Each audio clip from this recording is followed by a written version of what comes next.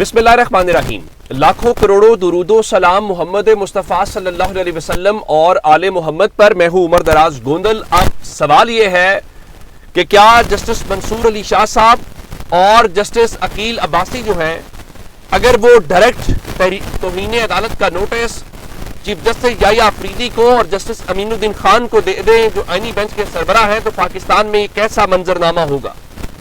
आज समाअत शुरू हुई तो एक तो जो एडिशनल रजिस्ट्रार हैं नजर अब्बास साहब, उन्होंने अपना बयान आज अदालत में जमा करवा दिया है और बताया जा रहा है कि उन्होंने इस सिलसिले में अदालत से क्या कहा है। वो वही कह सकते थे कि भाई मेरा कोई कसूर नहीं है, मुझे माफ कर दें और मैंने तो अपना वो भेज दिया था।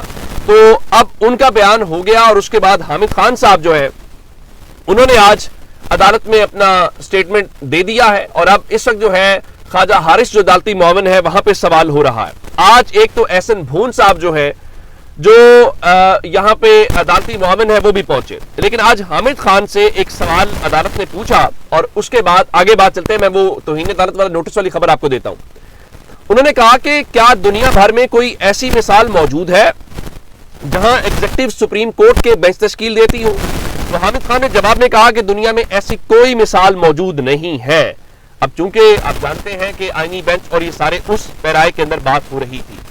अब इस हवाले से एक और जो यहाँ पे डिस्कशन हुई तो एहसन भून साहब जो अदालती मुआविन है वो भी यहाँ पे मौजूद थे। तो उनके दरमियान आज बड़ा दिलचस्प किस्म का मुकालमा जो है वो हुआ और जस्टिस मंसूर ने कहा शुक्रगुजार है कि आप एक दिन के नोटिस के ऊपर आए। तो एहसन भून बोले कि जनाब का हुक्म था।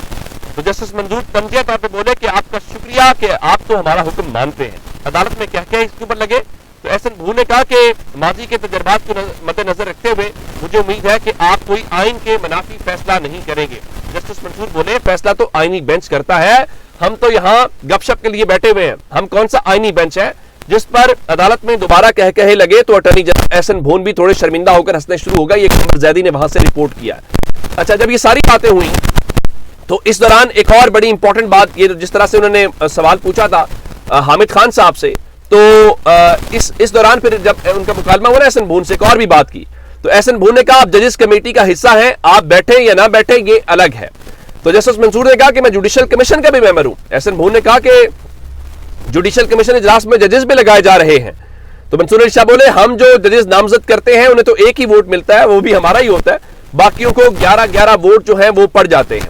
अच्छा, जब ये बात हो गई और इस बारे में जो बैरिस्टर सलाहुद्दीन थे जो वकील हैं, उन्होंने भी फुल कोर्ट बनाने के हवाले से अदालती फैसलों का हवाला दिया।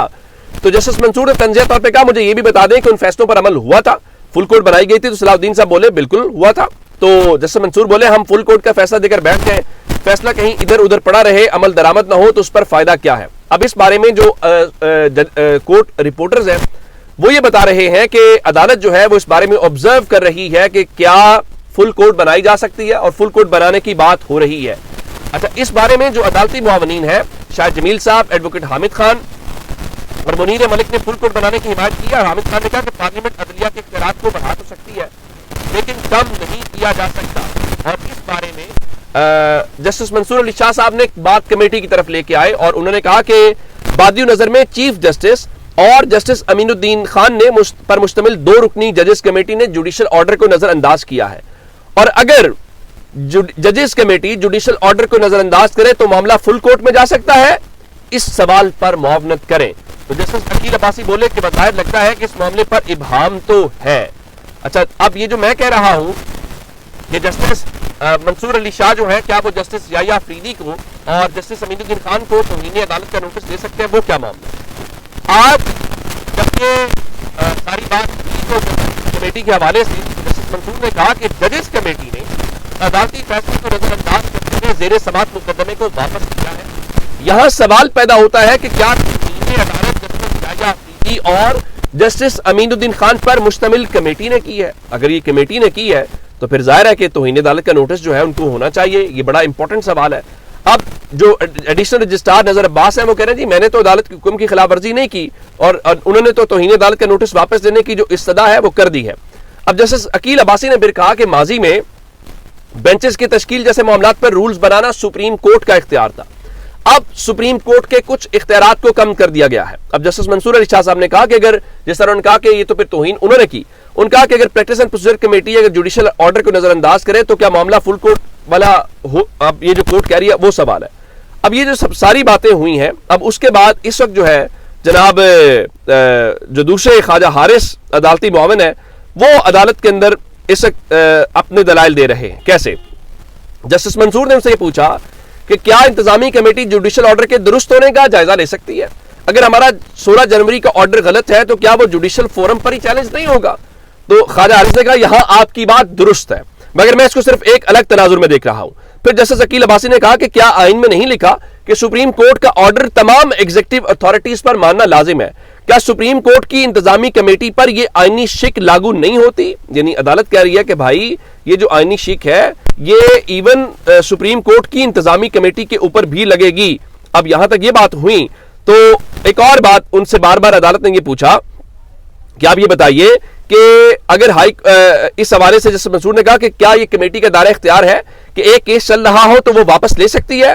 خواجہ حارث نے کہا کہ پریکٹس اینڈ پروسیجر ایکٹ میں کہاں لکھا ہے کہ کمیٹی آئینی بینچ میں کیسز لگائے گی؟ جسٹس منصور نے کہا کمیٹی واپس لے سکتی ہے, بینچ تبدیل کر سکتی ہے, یہ بتائیں.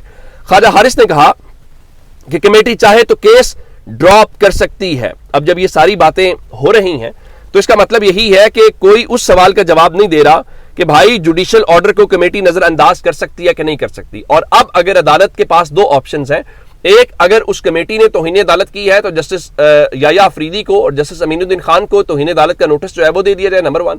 نمبر 2 اس کے اندر یہ ہے کہ اگر یہ معاملہ فل کورٹ کے سامنے بھیج دیا جائے, جو کہ اب بار بار عدالت سوال کر رہی ہے, تو پھر تو فل کورٹ معاملہ ڈیسائیڈ کرے گا اور اس طرح سے ان کے ہاتھ سے یہ بات نکل جائے گی. تو یہاں تک چیزیں عدالت تھوڑی سی اس کا جو مائنڈ ہے وہ کلیئر ہوتا ہوا دکھائی دے رہا ہے. نمبر 2 آج کا ایک اور اہم میٹر تھا اسلام آباد ہائی کورٹ کے اندر. آپ جانتے ہیں کہ عمران خان اور بوشا بی بی کی توشہ خانہ 2 کے اندر جو بریت کی درخواست ہے وہ لگی ہوئی تھی, اور جناب عامر فاروق صاحب نے اس درخواست کو جو بینچ نمبر 10 ہے جیسے انعام امین منہاس صاحب جو بھی آئے ہیں ان کے سامنے لگایا.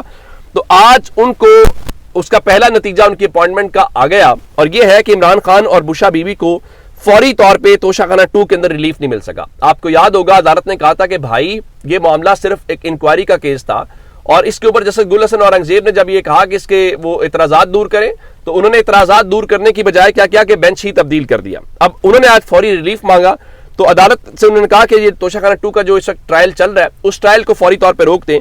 تو عدالت نے ان کا ٹرائل روکنے کے حوالے سے ان کی اس درخواست کو مسترد کر دیا, اور انہوں نے کہا کہ دیکھیے یہ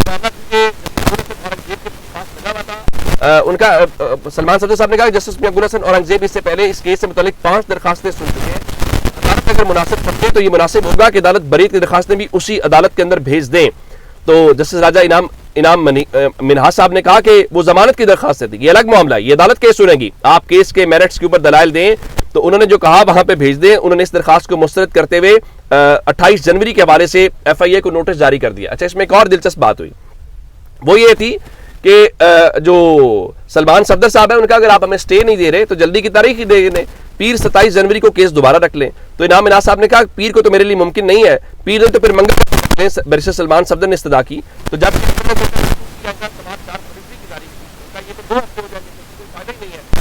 تو جیسا صاحب نے کہا کوئی اور تاریخ دیکھ لیں, تو پھر ریڈر نے 28 جنوری کی تاریخ تھی. یعنی معاملہ یہی ہے جو حکومت بار بار کہتی ہے اپنے نمبر پہ آئے, عدالتوں میں معاملہ لٹکے, تو وہ لٹکانے والا جو معاملہ ہے فی الحال لگا